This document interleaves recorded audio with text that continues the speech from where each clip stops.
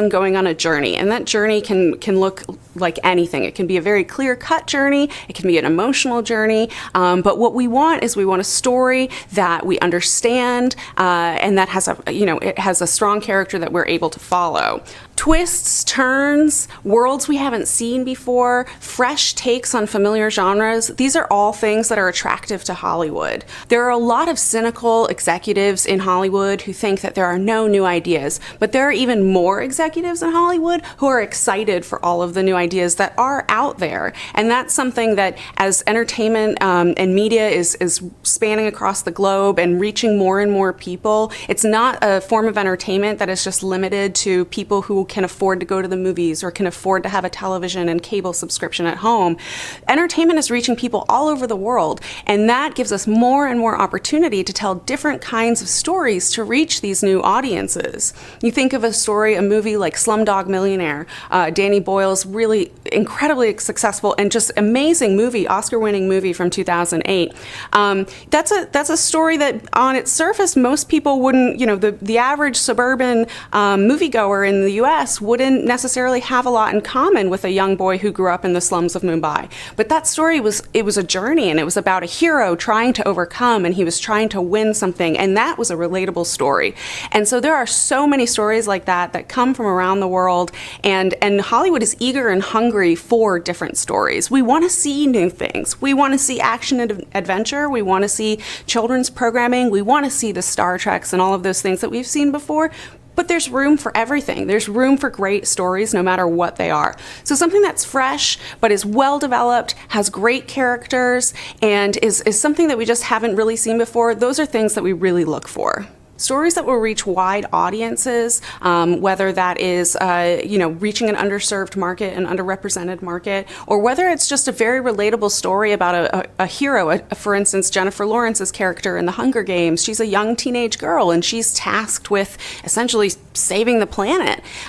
So stories like that people can become attached to and invested in. Emotional investment is key in convincing people, go see this movie or watch this television series. The amazing thing about technology is that it has helped to lower costs of production, which enables Hollywood to tell different stories that they never would have told 20, 30, 40 years ago. And they're looking for any material, any source material, doesn't matter where it comes from. The Martian was a self-published book that was released online, and it was a great story, and Hollywood found it, and Matt Damon wanted to star in it. So things like that happen all the time. Technology and the democratization of the arts has enabled so many more people to get their story out there, and Hollywood wants to hear it. If it's unique, if it's interesting, if it's different, they want it. Trends and current events are very important to Hollywood.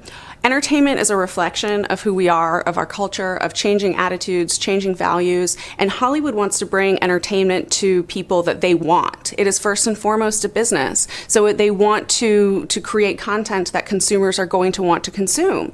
And so Hollywood really takes its cues quite often from what's going on in the world, around us. If you're with a major publisher, one of the traditional New York publishers, although they're not all in New York anymore, but if you're with one of them, typically they will have a relationship with literary agencies in Hollywood. Or if you have an agent as an author, your agent may have a tie to an agency in Hollywood, either as an individual or the agency your agent is affiliated with may have a tie. So you can push them, the publisher or the agent, to reach out to their partners and say, hey, consider this book, and send them all the marketing materials they might have for it. Again, even if your publisher doesn't do that, and even if you don't have a New York publisher, if you have an agent, your agent can likely do that. Failing all that, it becomes harder. These days, lots of books are self-published or indie press published, small press, don't have those kinds of long-term built-up connections. You have to explore ways of getting your book noticed.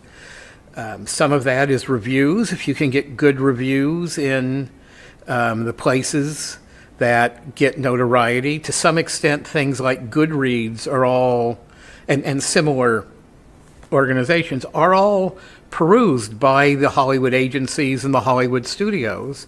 And if you can get a lot of good press, if you can get a New York Times review or, USA Today or all those kinds of things, those are all looked at by the studios. What's out there, what's getting traction among people, they'll look at those.